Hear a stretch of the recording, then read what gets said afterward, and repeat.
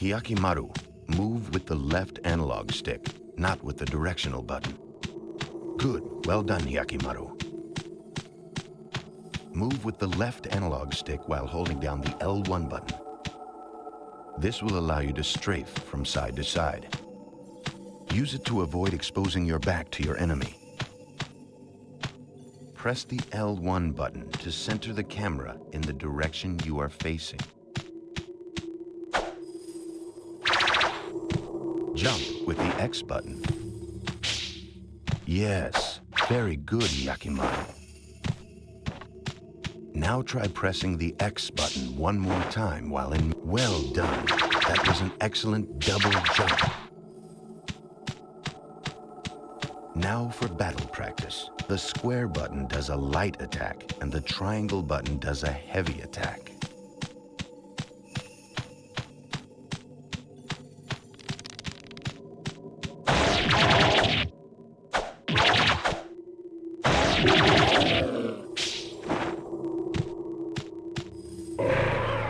You're a quick learner.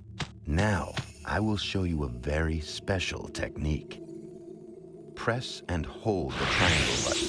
When your sword flashes, let go of the triangle button. Attack the enemy using that technique.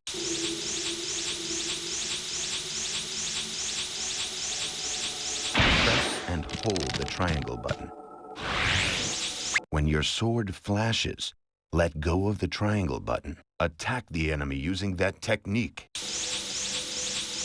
Press and hold the triangle button. When your sword flashes, let go of the triangle button. Attack the enemy using that technique.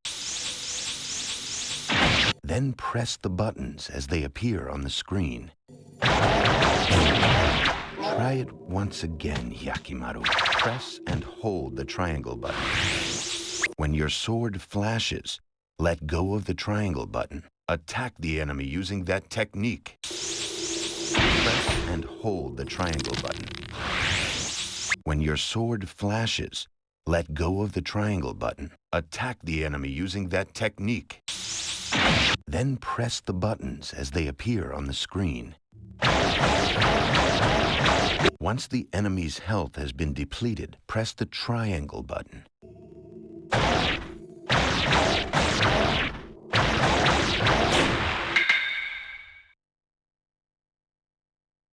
Very well done, Hyakimaru. Try to get as many slashes as you can.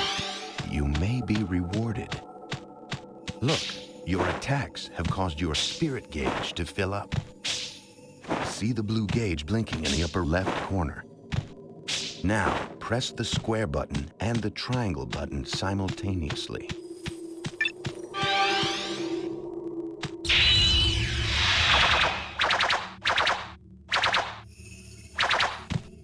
Excellent. You have successfully performed a spirit attack. You will be able to learn more spirit attacks by finding spirit scrolls. Press the L2 button to change weapons. See how the weapon in your hand changed? Try attacking with that sword. Excellent swordsmanship. There are many other kinds of swords. Be sure to try each one at least once. Now, press the L2 button to reach. Finally, I will explain how to use the weapons I have built into your body. First, your right arm. While using your sword arm, press the R1 button. Impressive, isn't it? I call it the repeater arm cannon. This weapon can be used when you have your sword arms drawn. It is very effective, but there is limited ammo, so use it wisely. Now your left leg, press and hold the R. Once you select your target using the cursor, press the triangle button. Quite powerful. Hey, Hyakimaru. I call it the guided leg. It is very powerful, but uses special ammo. Use it sparingly. Oh, I almost forgot. Those swords in your arms, as you defeat demons with them, the swords will increase in level. Be sure to use them often, Hyakimaru, for they will serve you well. Hyakimaru, your journey begins here. Steel your will. Be strong. Defeat the 48 fiends and return here alive. I await you, Hyakimaru.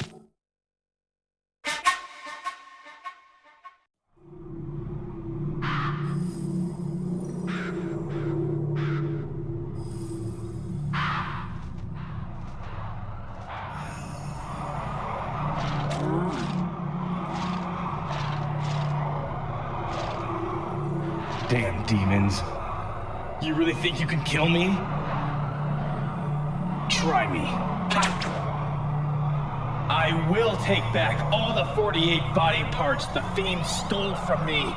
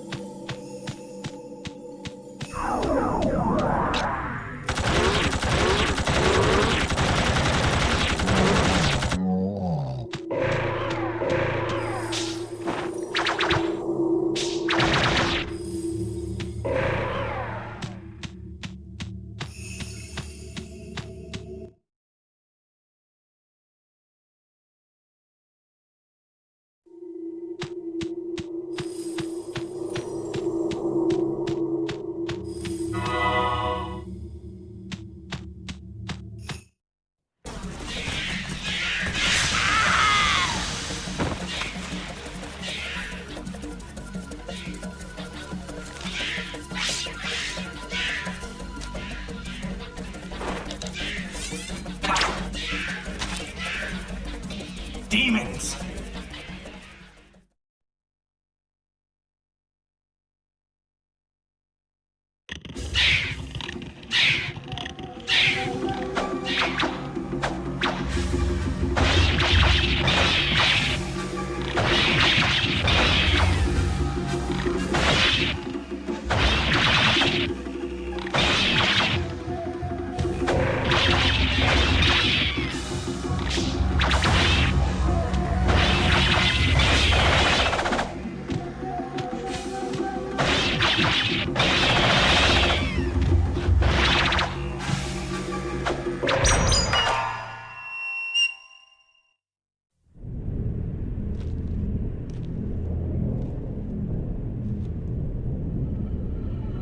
What is that? The air doesn't feel right. Smells like a demon to me.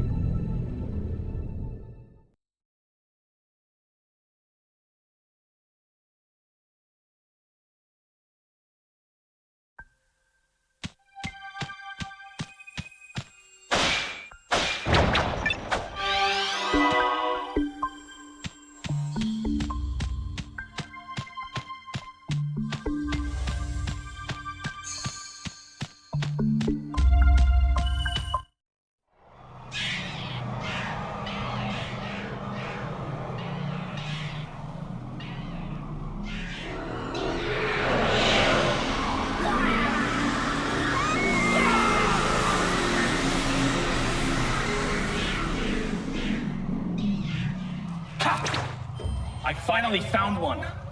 These fiends live off the sorrow and despair of humans. I'm here to take back my body.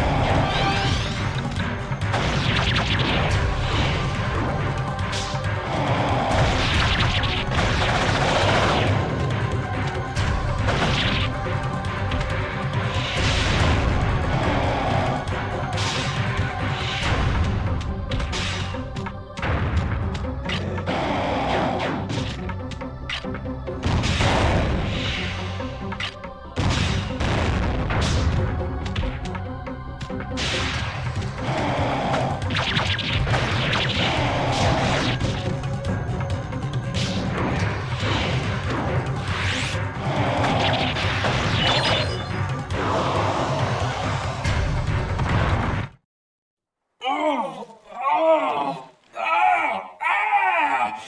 What's happening? Oh! Ah!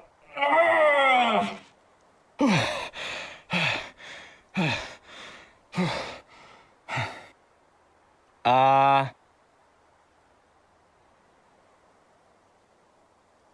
Uh... My voice. It's my own voice. I got my voice back. Ah!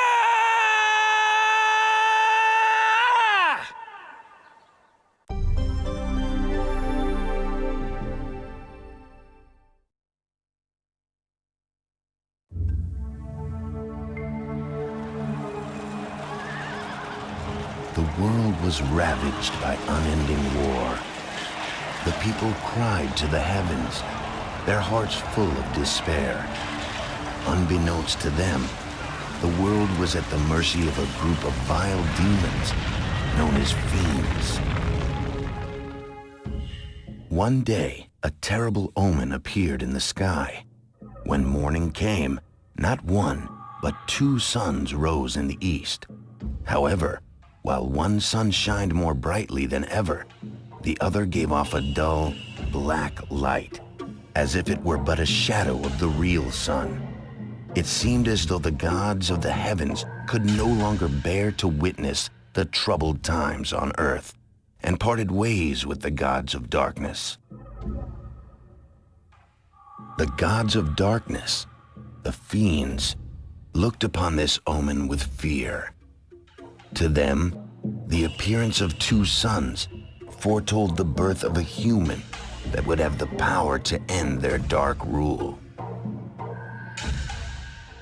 However, the fiends could not destroy this child of light themselves. They discovered, however, they could corrupt the child's birth parents. The fiends approached Kagemitsu Daigo, a local samurai, and the future father of the child of light, and enticed him with promises of power. One night, in his dreams, Kagemitsu Daigo saw a vision. In this vision, he was told that he would be given the power to bring order to this chaotic world. Daigo, thinking that he had received a vision from the heavens, gathered all his courage and ventured to the temple called the Gates of Hell alone. As Daigo stood there, surrounded by the possessed statues of the 48 fiends, he was told that the price of his power would be his firstborn child. The sudden demand threw Daigo into a panic. Heightened by the echoing laughter of the fiends, his mind began to twist, and Daigo's reason and judgment failed him at last. He signed the contract. A few days later, Daigo's child was born. This was much to the surprise of Daigo himself, as he had expected the fiends would lay claim to his child. Daigo dared to allow himself to feel a moment of joy and relief, but that moment proved to be short-lived. Shadows gathered over the newborn, wrapping themselves around its tiny body. A voice sounded from within the shadows. The body of your son now belongs to the 48 fiends. As promised, you shall be granted the power to bring order to this pitiful world. You shall never know defeat in battle from this day forth.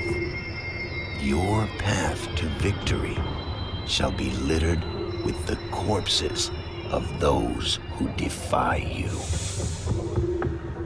48 parts of the infant's body had been stolen by the fiends. Seeing what happened to his son, Daigo let out a blood-curdling scream in anguish. Suddenly, Daigo sprang into action. He snatched up the infant in his arms, jumped atop his trusty steed, Midoro. His wife desperately tried to stop him, but Daigo shrugged her off and made his way toward the river.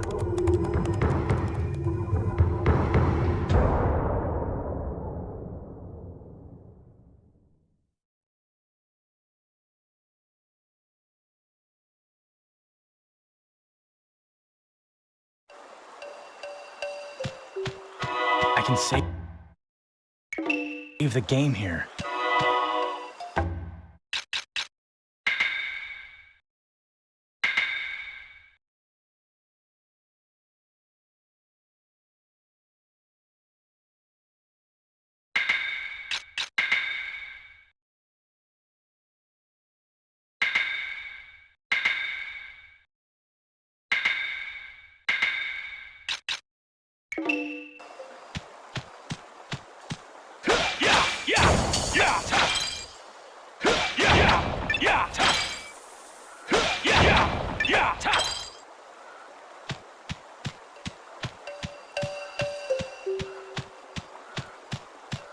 I can save the game here.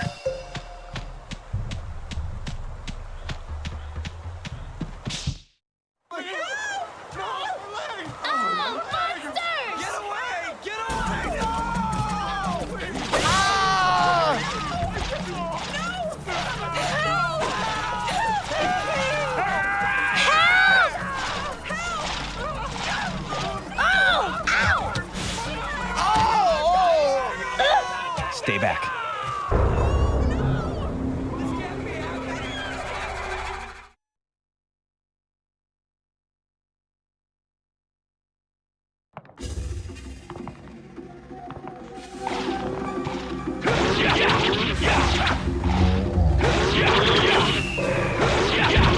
My sword arms have leveled up.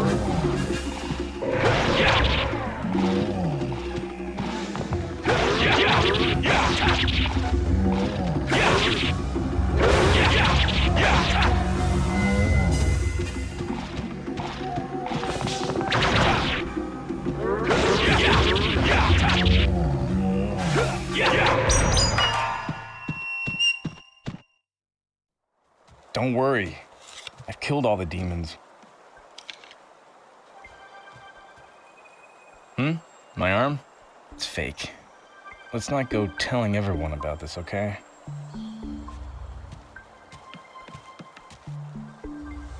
Why are you following me?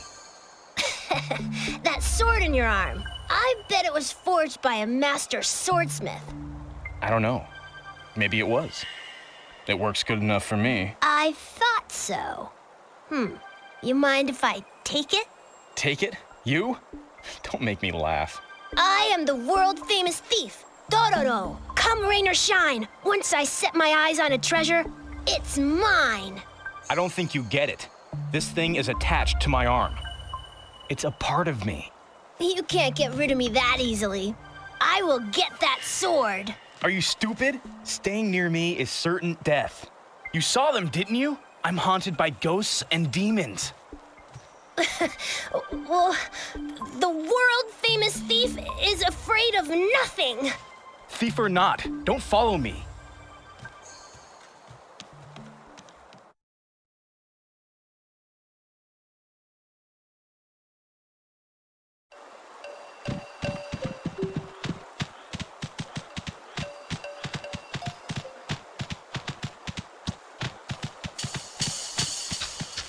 I can save the game.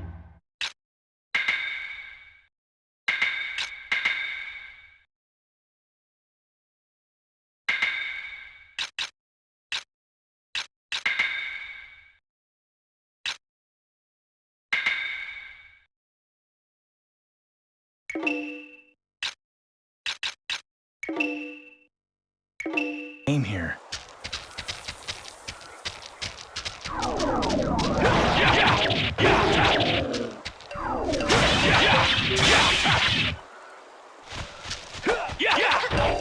Dororo punch!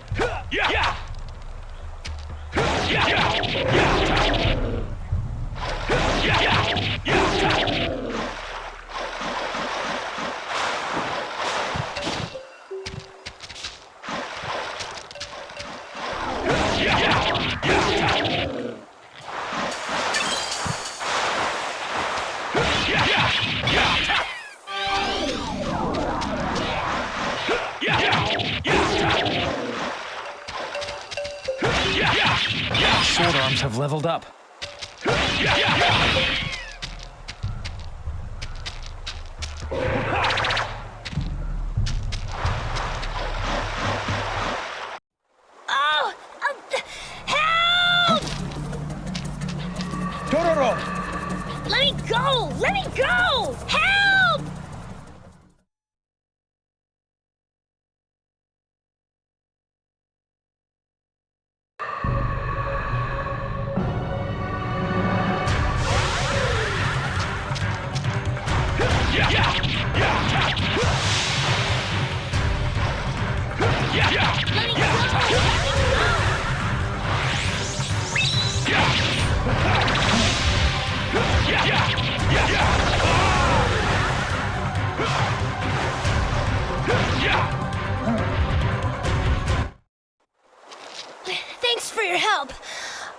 Cover your back.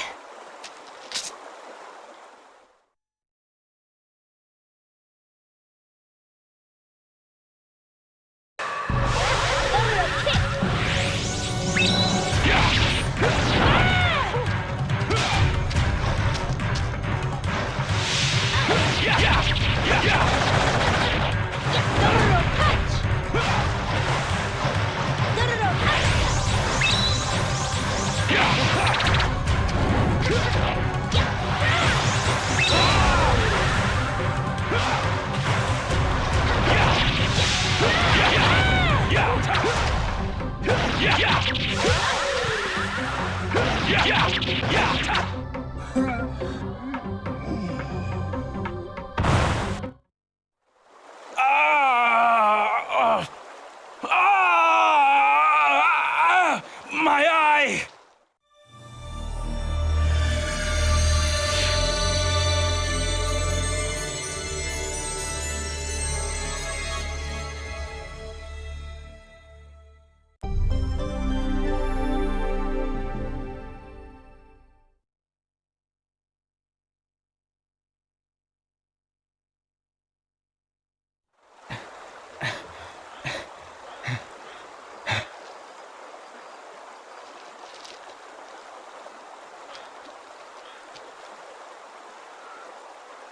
I can see through my left eye.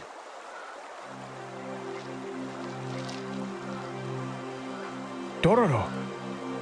You're Dororo. Your voice is a little annoying, but you're a cuter kid than I thought. Hey, is that your eye? Go ahead, pick it up.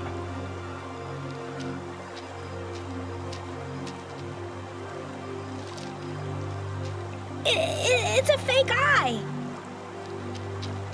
You scared? I don't blame you.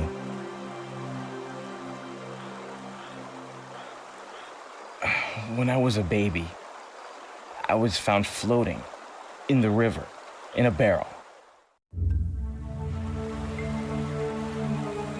Having returned from his studies in China, the physician Jukai had been gathering herbs near the river. To his surprise, he came upon a barrel floating by, carrying in it a tiny infant. Perhaps it was his medical training that urged him to save the child, or perhaps it was human instinct. But Jukai did not hesitate but for a second before he rescued the child from the barrel. Yet upon examining the child, he was at a loss for words, for he did not know any medicines that could help this cursed infant. However, as Jukai fed the child, he watched the infant sip at its porridge. He felt its burning desire to live and decided to raise the child as his own.